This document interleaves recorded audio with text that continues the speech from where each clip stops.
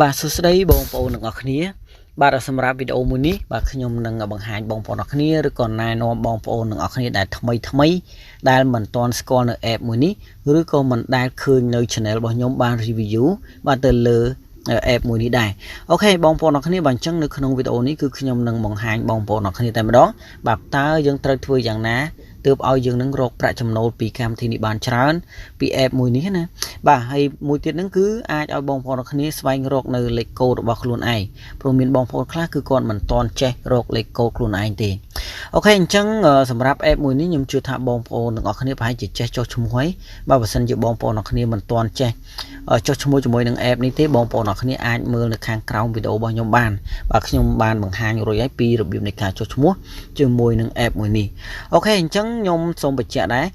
ដោយសារ app មួយនេះគឺខ្ញុំបានបង្ហាញជាច្រើនលើកច្រើនសាយបាទពីរបៀបនៃការរកលុយរបៀបនៃការដកលុយ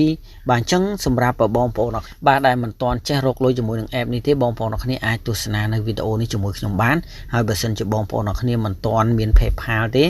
បងប្អូនគ្នាអាចបង្កើតគណនី PayPal មួយទៅដោយសារតែក្នុង channel របស់ខ្ញុំគឺខ្ញុំបានបង្ហាញរួចហើយបាទអូខេអញ្ចឹងខ្ញុំសូមបង្ហាញទីសិនបាទបងប្អូនទាំងគ្នាបាទនេះគឺជាឈ្មោះ channel របស់ខ្ញុំហើយនេះគឺជា channel ធំរបស់ខ្ញុំ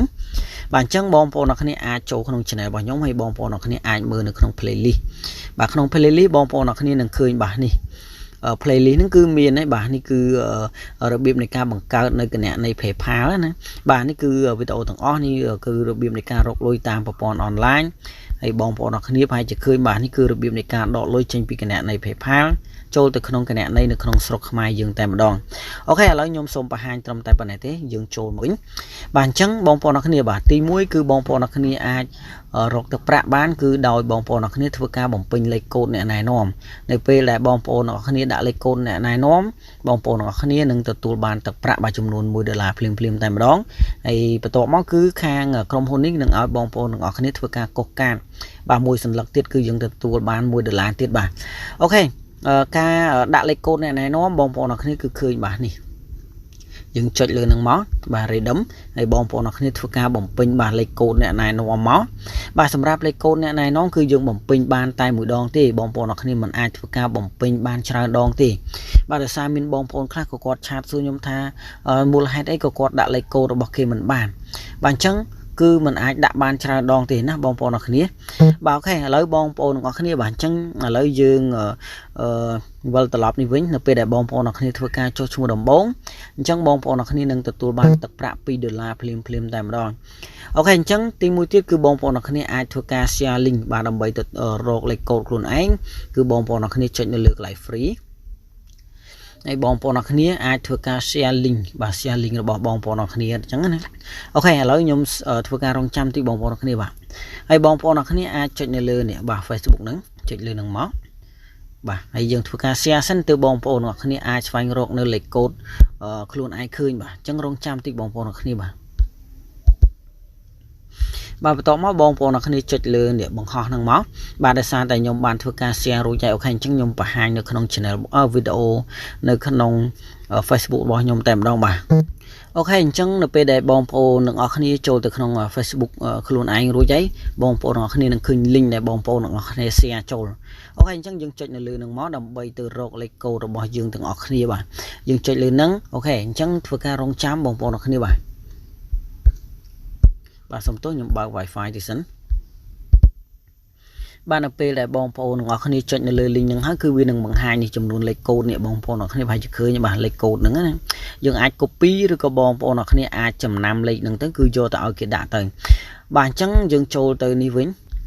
បាទអញ្ចឹងបងប្អូនទាំងគ្នាប្រហែលជាដឹងហើយប្រហែលជាយល់ហើយបាទអញ្ចឹងទី1គឺយើងដាក់លេខកូដអ្នកណែនាំហើយបងប្អូនទាំងគ្នាក៏នឹងទទួលបានទឹកប្រាក់$2បន្ទាប់ពីធ្វើការចុះឈ្មោះរួចអូខេអញ្ចឹង app មួយនេះគឺបងប្អូនទាំងគ្នាអាចចុចលើកន្លែងវីដេអូហើយបងប្អូនទាំងគ្នានឹងឃើញបាទឃើញទេអញ្ចឹងរកលុយមួយទៀតគឺយើងរកតាមការ play វីដេអូនេះបងប្អូនទាំងគ្នាប្រហែលជាឃើញកាដូហ៎បាទនៅពេលដែលយើងមើលទៅគឺវានឹងឃើញបាទនេះគឺវានឹងដើររហូតទៅដល់កាដូនឹងមកគឺវានឹងលោតចំនួនកាដូនឹងចូលមកត្រង់ចំណុចនេះមួយបាទអញ្ចឹងតែ24វិនាទីទេគឺវានឹងលោតចូលមកត្រង់ចំណុចនេះបាទអូខេអញ្ចឹងបងប្អូនអរគ្នាធ្វើការរងចាំបន្តិចទៅបាទធ្វើការរងចាំបន្តិចបាទអញ្ចឹងវានៅសល់តែ3វិនាទីទៀតទេបាទ ធ្វើការរងចាំនេះបងប្អូនអរគ្នាឃើញកាដូគឺវានឹងលោតនៅត្រង់ចំណុចហ្នឹងអញ្ចឹងយើងចុចនៅលើហ្នឹងមកនេះឃើញកាដូហ្នឹងគឺវាលោតមកត្រង់ហ្នឹងអញ្ចឹងកាដូនេះគឺយើងអាចធ្វើការបើកវាបាទយើងបើកវាមកហើយនៅពេលដែលយើងបើកមកកាដូហ្នឹងគឺវានឹងឲ្យនេះឃើញគឺវានឹងបង្ហាញនៅចំនួននៃការកុសកាតបើសិនជាយើងមើលវីដេអូបានច្រើនគឺវានឹងបង្ហាញកន្លែងនេះឲ្យយើងនឹងធ្វើការកុសសញ្ញាកាតបាទអូខេអញ្ចឹងត្រង់ចំណុចនេះវិញបាទយើងចូលមកត្រង់ចំណុចនេះមកនេះគឺជាកន្លែងដែលឲ្យយើង spin បាទក្នុងអានេះសម្រាប់អាធំនេះគឺមានចាប់ពី1សេនរហូតដល់$3អញ្ចឹងយើងអាចធ្វើការ spin វាគឺរយៈពេល1អាទិត្យគឺយើងអាចធ្វើការ spin វាបានម្ដងតែសម្រាប់កន្លែងនេះគឺដូចជា5ម៉ោងយើងចុចលើវាមកហើយយើងចុចលើ spin មកបាទយើងចុច spin មកគឺវានឹងដើរបាទអញ្ចឹងបាទគឺវានឹងចាប់ផ្ដើមដើរហើយបាទគឺវានឹងបានកាដូនេះអូខេយើងចុច confirm បន្ទាប់មកយើងចុចលើ spin នឹងម្ដងទៀតមកបាទចំនួន5ម៉ោងគឺយើងទទួលបានការនេះបានម្ដងបាទអញ្ចឹងយើងទទួលបាន100ពិន្ទុអូខេអញ្ចឹងយើង back ថយមកក្រោយវិញបាទគឺនេះឃើញទេគឺវានឹងមានមួយអូខេឥឡូវបងប្អូនអរគ្នាបាទអញ្ចឹងខ្ញុំបង្ហាញបងប្អូនអរគ្នាពីរបៀបនៃការកុសវិញបាទអូខេនេះត្រង់ចំណុចនេះហើយយើងចុចលើ play មកបាទចុចលើ play អញ្ចឹងបងប្អូនអរគ្នាអាចធ្វើការកុសសញ្ញាឆ្នោតបាទព្រោះនៅក្នុងនេះគឺវាមាន9សញ្ញា